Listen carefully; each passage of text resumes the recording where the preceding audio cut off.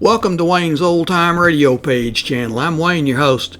These programs are brought to you by support of our listeners. You can give your support at Patreon or PayPal, either one.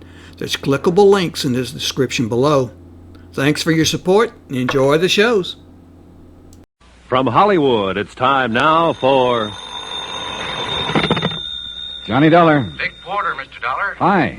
Did you check on Dr. Shepard? Yeah. Do I write up his policies? Well, that's up to you, Mr. Porter.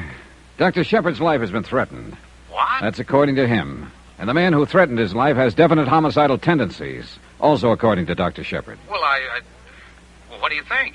Porter, I think Dr. Shepard's a liar.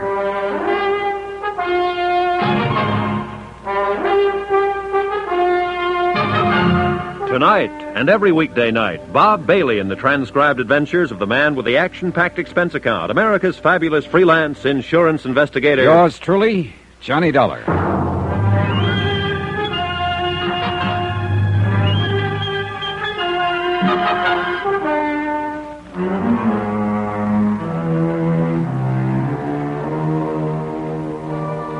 Expense account submitted by Special Investigator Johnny Dollar to Richard Porter, 480 Webster Boulevard, Providence, Rhode Island. The following is an accounting of expenditures during my investigation of the Shepard matter. More expenses. Item 3, 26 cents. One bottle of aspirin for Mr. Porter. I felt he was going to need it. I hope you aren't trying to be funny, Mr. Dollar. I'm not, Mr. Porter. I think you've got a tough decision to make. I know that the commission on $80,000 worth of insurance would be high. Sit down. Oh, thanks. Mr. Porter, Dr. Shepard told me he bought, or tried to buy, all that insurance because he thought a man named Forbes was going to kill him. He bought it, he said, to make certain his mother is well provided for. He was carrying a .32 Colt. Now, he spoke of treating Forbes' wife and of advising her that divorce would settle her health problem. Mr. Forbes didn't like that and accused Shepard of trying to wreck his home, and, well, that's about it. Now, what have we got? Well, your Dr. Shepard is either nuts or an idiot or the cleverest man alive. I don't know. I do know I believed about one half of what he told me, maybe less. Well, what reason would he have to lie? Beats me. If someone threatened your life or mine, we'd turn to the police for help. Now, Shepard won't do that. Insists that it would probably be hazardous in the case of his patient, Mrs. Forbes. Well, I don't want to write up this policy if what he says is true. But I don't want to pass up the commission if it isn't true. Can you stick around town for another day or two and find out about it? I'll do what I can, Mr. Porter. Go ahead. Have an aspirin. He had an aspirin and I had a car ride. Once again, out to the offices of Dr. Shepard. The same things were more or less going on in the same way. His nurse, Miss Streeter, appeared as distraught as ever when she recognized me. There was a quick dabbing at the eyes, a straightening of the hair before she spoke. Good morning, Mr. Dollar. Hello. Like to see the doctor again. He was calling Mr. Porter's office trying to locate you. I'll buzz him. Mr. Dollar, do you have anything to do with why Doctor's been carrying a gun? No. That's his business. In other words, I should mind my business. Well, I'm being honest. I've advised him what to do on the matter. What matter? He'll have to explain that to you, Miss Streeter. It doesn't make much sense to me. You can go back now. Okay, thanks. Hello, Mr. Dollar. Hello, Doctor. You were pretty insulting yesterday. I'm sorry about that, but we both have a problem to solve. And I get paid sometimes for deliberately insulting people. You're a strange one. Do you want to change your story about all this? I wish I could change it. It's still a mess, a bad mess. I thought it all out last night, and I still must hold to my original thinking. I have to place my concern for my patient, Mrs. Forbes, before anything else. In other words, you won't call the police and tell them your life's been threatened. No, and you're very stubborn about that part. I don't think you comprehend the situation at all. Look, wait a minute. Let's understand each other, Doctor. If this man Forbes is all you say he is, and you say you're the expert on homicidal tendencies, then the best thing for you to do is to prefer charges against him for threatening your life and have him locked up. Now, you could do that, according to what you've told me about Mrs. Forbes and a servant in their home witnessing his threats. I will try to explain again. I can't do that for Mrs. Forbes' sake. I just can't. She's been through a shattering ordeal. I must attempt to resolve this quietly. Now, true, I can generally anticipate a man's actions inside my office under clinical conditions, but Forbes is different. That's why I tried to contact you today. Someone like you could approach Forbes and possibly persuade him to discard his ideas of violence. Probably do it in a quiet way, too. What does Mr. Porter pay you? Well, what's that got to do with it? I'm willing to pay you. I mean, you and I don't seem to get along very well, but I phoned Porter, and he tells me you're one of the best men in your line of business. I'll pay you to go to Paul Forbes and talk to him as I've described. I can't figure you, Doctor. Now, let you and I not get into any personality arguments. Will you do this for me for your regular fee? I was going to do it anyhow, for Mr. Porter and the fee he pays me. I just wanted to check you first. I'll do it, but I still think it's a matter for the police. All right, let's leave it this way.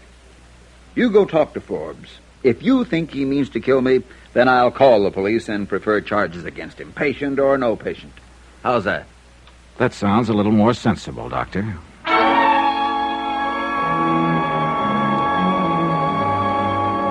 I took down the home address of Paul Forbes and climbed in my rented car and drove over to his home in the gilded edge of the city. A story and a half colonial with all the trimmings. Lawns, trees, Plymouth convertible, a push-button station wagon in the garage. It was a nice warm spring day, and some flowers were blooming and smelling up the area in a very nice way.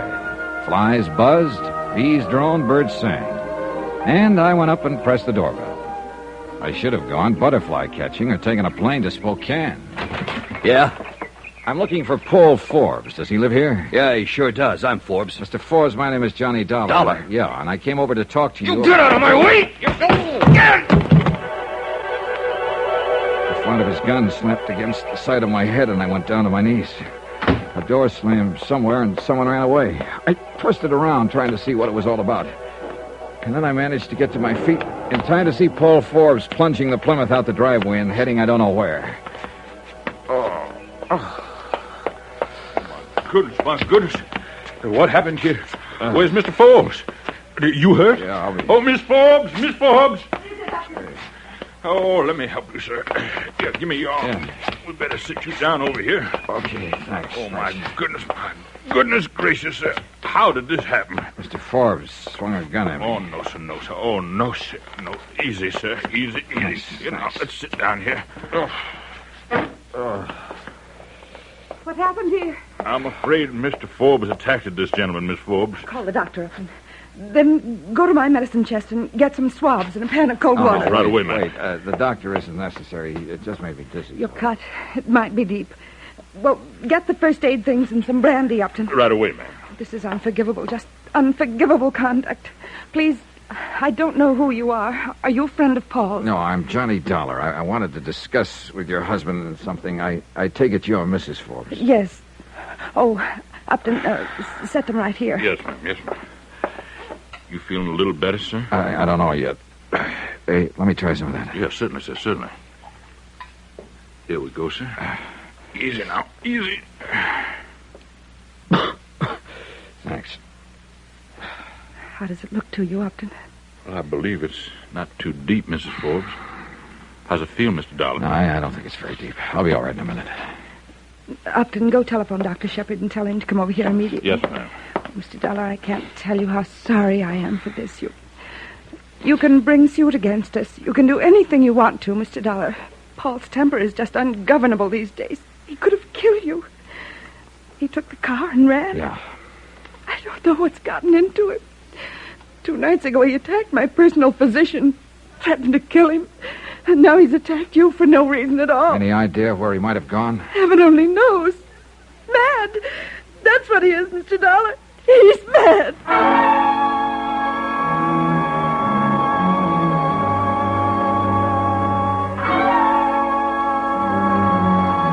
Pauline Forbes had a right to be scared from what I'd seen of her and from what I'd seen of her husband.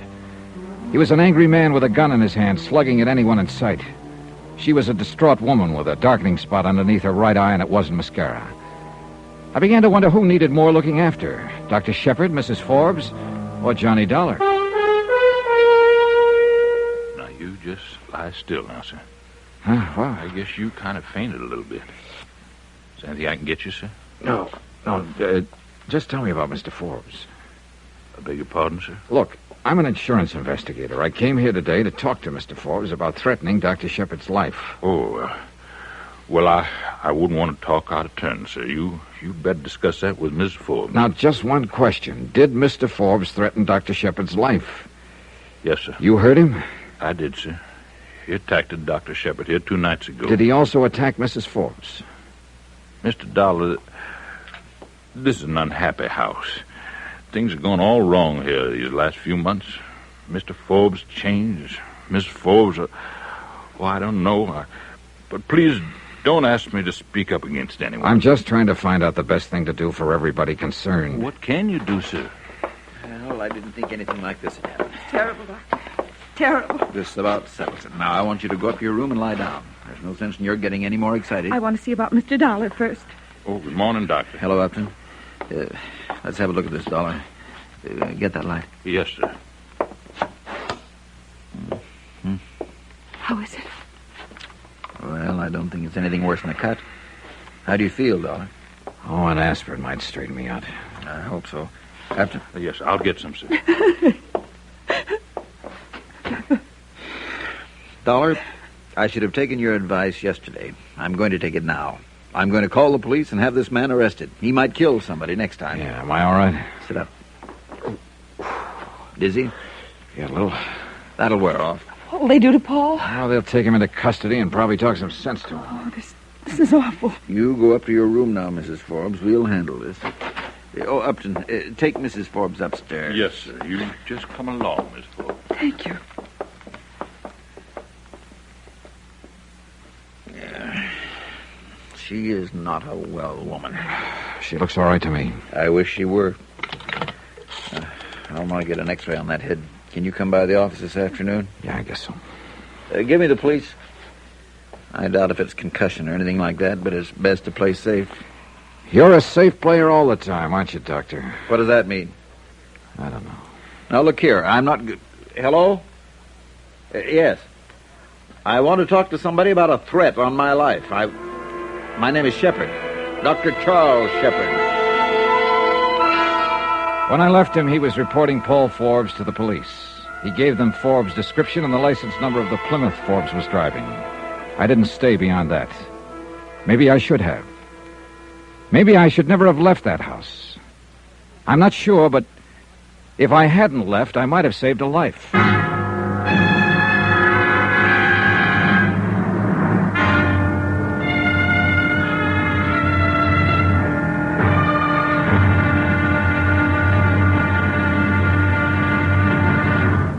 Now, here's our star to tell you about tomorrow's intriguing episode of this week's story. Tomorrow, well, the big lie is as true as little green apples. Join us, won't you, when I bite into one and spit out a bullet. Yours truly, Johnny Dollar.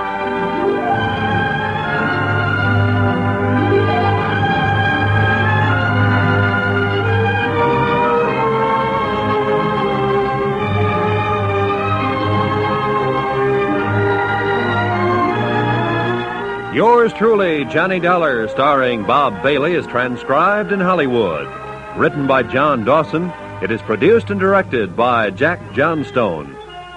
Be sure to join us tomorrow night, same time and station, for the next exciting episode of Yours truly, Johnny Dollar. Roy Rowan speaking.